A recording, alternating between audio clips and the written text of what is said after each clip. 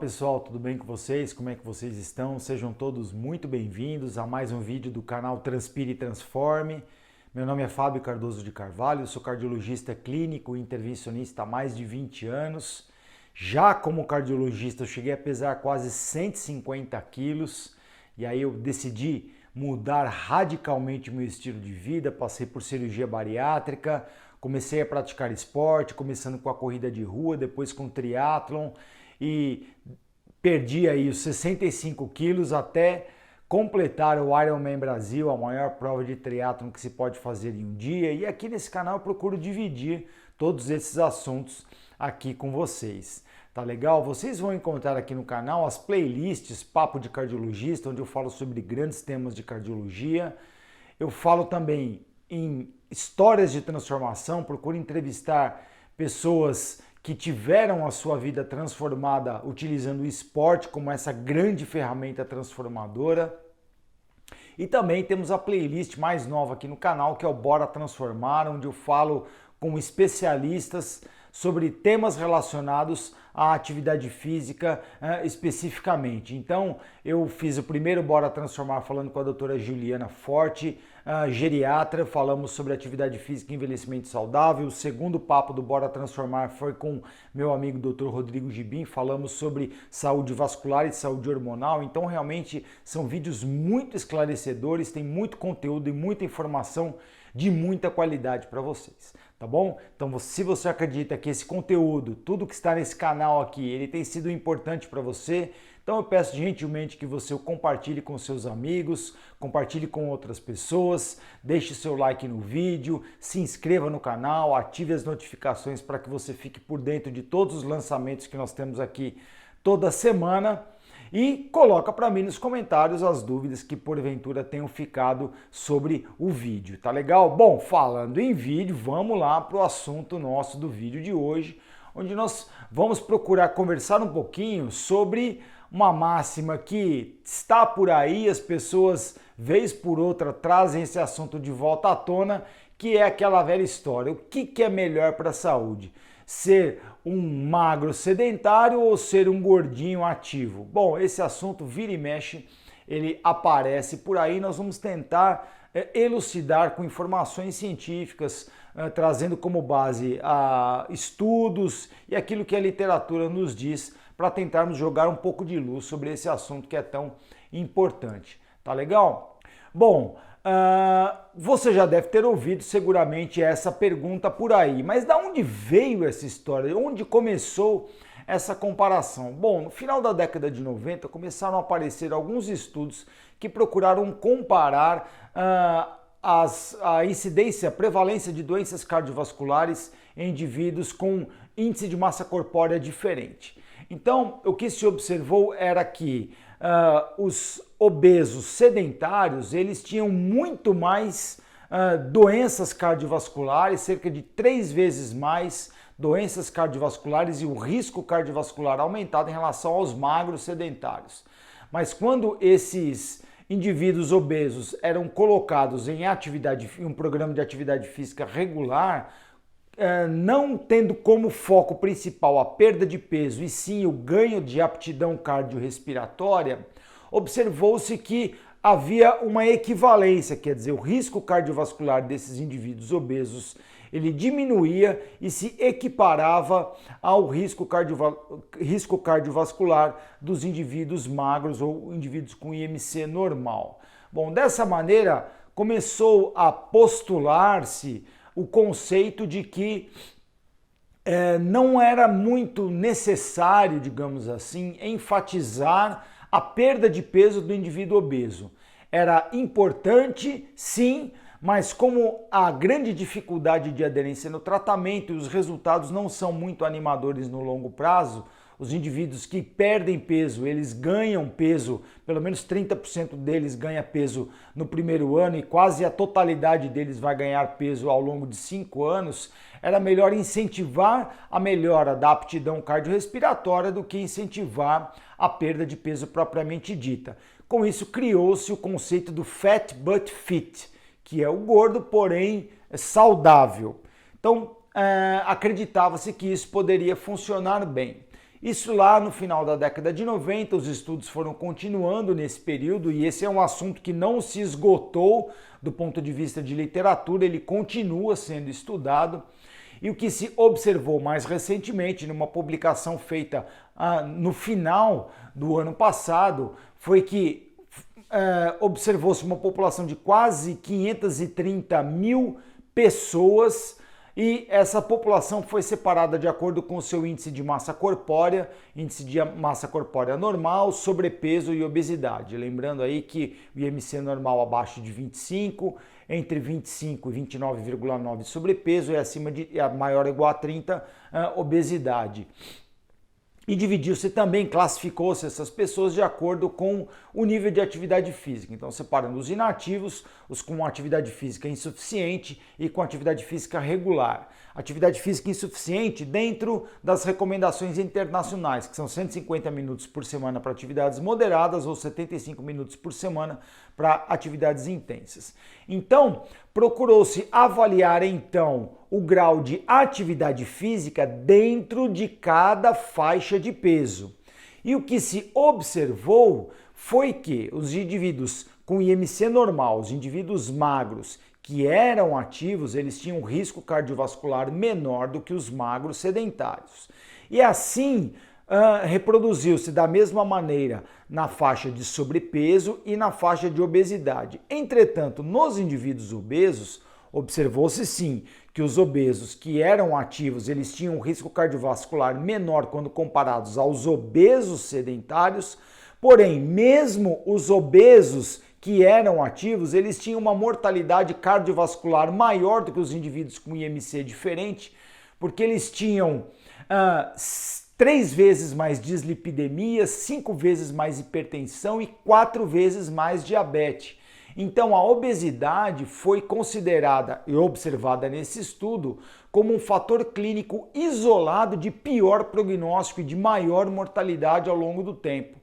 Então, isso vem confirmando as tendências mais atuais de que é importante incentivar o indivíduo obeso a praticar atividade física, sim, porém nós temos que focar não unicamente na aptidão cardiorrespiratória, mas focar em primeiro lugar na perda de peso, porque a obesidade sozinha ela já é um fator de risco que aumenta a mortalidade ao longo do tempo. Então vamos fazer o indivíduo obeso praticar atividade física para melhorar sua aptidão, mas também vamos incentivá-lo a perder peso, considerando que a obesidade ela é uma doença multifatorial, ela é uma doença de difícil aderência clínica, é uma doença que, por ter essa característica multifatorial, ela também deve ser abordada de maneira muito mais integral, de maneira multiprofissional, multidisciplinar também, não é? Mas devemos, sem dúvida nenhuma, enfatizar o indivíduo obeso para que ele perca peso. E como é que a obesidade ela afeta o nosso organismo? Bom, nós sabemos que muito antes do indivíduo obeso ele ter o diagnóstico de obesidade ou ele chegar num IMC elevado que o classifique como indivíduo obeso, ele já começou a apresentar de maneira subclínica muitas alterações orgânicas que vão afetá-lo ao longo do tempo de maneira cumulativa e lenta e insidiosa. Então, o indivíduo que está ganhando peso, digamos assim, isso por mudanças, por fatores genéticos, fatores culturais, fatores ambientais, a população onde ele vive, o círculo de convivências, o padrão alimentar da família, enfim, são muitos fatores, não é? Então, essa pessoa, antes dela chegar naquele grau de obesidade, ela já começa a passar por alterações metabólicas, endócrinas, imunológicas, hemodinâmicas, funcionais, estruturais, que vão alterando o corpo ao longo do tempo, levando as doenças propriamente ditas e que estão ligadas à obesidade, porque a obesidade ela não vem sozinha, ela traz consigo uma série de outras doenças e todas elas ao longo do tempo podem afetar o prognóstico de indivíduo. Então, Isso começa com a formação do tecido adiposo em quantidade suficiente para que ele já comece a produzir aquelas substâncias características que são chamadas as adipocinas, que são citocinas produzidas pelo tecido adiposo. Isso no indivíduo que está ganhando peso, que não é um obeso, um indivíduo gordo. Ele é um indivíduo que está ganhando peso, mas a sua massa, as suas células, o seu tecido gorduroso já é capaz de produzir substâncias, as adipocinas, que têm características inflamatórias, vão aumentar o estresse oxidativo, que é o estresse nos vasos sanguíneos, vão aumentar a disfunção endotelial, vão produzir mais inflamação, vão alterar o funcionamento intestinal.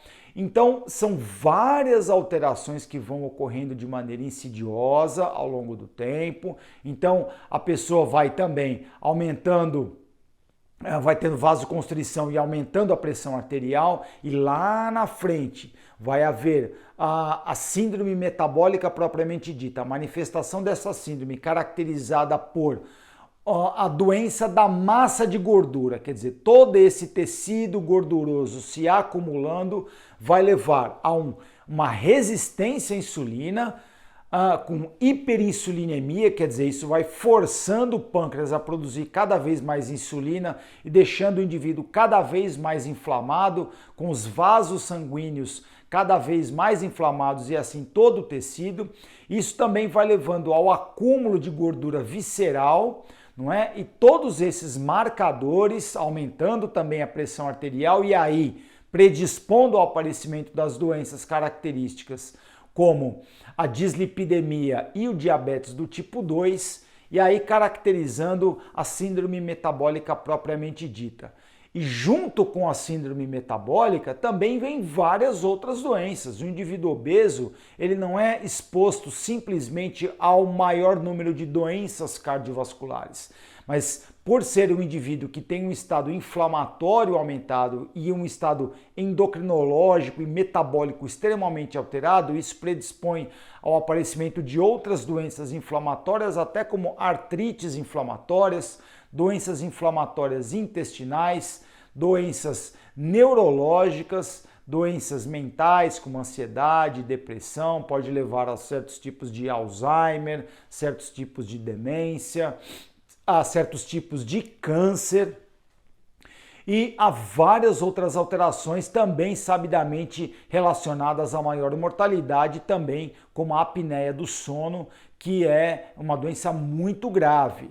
Então, a ocorrência da obesidade e a manifestação clínica da aterosclerose, que pode estar em vários territórios, não é tanto no cardíaco, cerebral, membros inferiores, vísceras, vão levando a várias manifestações clínicas e todas elas vão piorando o prognóstico do indivíduo. Então você pode perceber, eu dei muito dado aqui, falei bastante coisa, mas eu quero que você entenda que a obesidade ela é uma doença multifatorial, ela não vem sozinha, ela vem acompanhada dos seus parceiros que vão causar um prejuízo enorme à saúde. Então, um relatório recente da Federação Mundial de Obesidade e da Organização Mundial de Saúde tem apontado quase 3 milhões de mortes todos os anos causadas pela obesidade. Então, a obesidade tem sido encarado pelas instituições internacionais como um grande problema de saúde pública já com características globais e deve ser tratada de maneira multidisciplinar, como eu comentei, porque é uma doença complexa, mas também deve ser encarada pelas autoridades públicas como um problema de saúde pública e ter políticas que promovam a educação da população, basicamente como foi feito com o cigarro, não é? Onde as políticas fortes de incentivo ao abandono do tabagismo reduziram drasticamente o número de mortes. Então mesmo deve ser feito com a obesidade. A informação chegando à população, ela pode fazer com que as pessoas tomem mais cuidado com a alimentação, diminuindo o consumo de ultraprocessados, praticando mais atividade física, tendo maior cuidado com a hidratação, tendo maior cuidado com o sono, controlando melhor as doenças relacionadas a pior prognóstico cardiovascular e entendendo que a obesidade também ela é uma doença reversível, quer dizer, as doenças decorrentes da obesidade, a síndrome metabólica, vários dos seus componentes eles são reversíveis a partir do momento que a pessoa toma consciência, consegue ajuda, pede ajuda, consegue ajuda, decide mudar o estilo de vida e com a ajuda profissional adequada consegue realmente os resultados que deseja, os resultados satisfatórios. Na história de transformação número 10 que eu conversei com meu amigo Valdir, meu amigo de infância, o Valdir, é muito interessante a parte que o Valdir comenta sobre a reversão do diagnóstico de diabetes tipo 2. O Valdir chegou a ficar internado com uma glicemia de 700 e uma hemoglobina glicada maior do que 7,5 e ele conseguiu, perdendo mais de 50 quilos, reverter um diagnóstico de diabetes. Hoje ele tem uma glicemia de jejum absolutamente normal, não toma mais nenhum remédio, ou seja, ele conseguiu reverter um diagnóstico já estabelecido. Seguramente, se ele continuasse naquele caminho, ele poderia ter um fim muito mais curto, não é? Então, as pessoas que optam e que conseguem efetivamente, isso obviamente não é uma culpa do indivíduo, não é? Mas as pessoas que decidem mudar o estilo de vida, conseguem ter uma ajuda profissional adequada e permanecem firmes nesse propósito, com a disciplina, com a constância e com a supervisão profissional, multiprofissional de médicos, nutricionistas, educadores físicos, enfim, conseguem permanecer num programa de atividade física regular, que é muito importante nesse ponto, elas conseguem perder o peso desejado e permanecer com o peso desejado também ao longo do tempo. Então, tudo isso é muito importante. Fica aí, então, mais um alerta com relação à obesidade, ao problema grave que é a obesidade, e eu espero realmente que esse conteúdo possa ter elucidado aí algumas questões sobre o assunto. Eu agradeço você ter ficado comigo até o final desse vídeo. Muito obrigado. Coloca para mim nos comentários se ficou alguma dúvida sobre o assunto. Sigam também o Transpire e Transforme nas redes sociais. Tem a nossa página no Facebook. Temos também o nosso perfil lá no Instagram. O Instagram é um perfil bem movimentado, tem conteúdo diário por lá. E é um ambiente que também a gente procura interagir, né, todos os dias com conteúdo novo, então a gente interage de maneira mais fácil. Tá bom? Muito obrigado por ter ficado até aqui e até o próximo vídeo.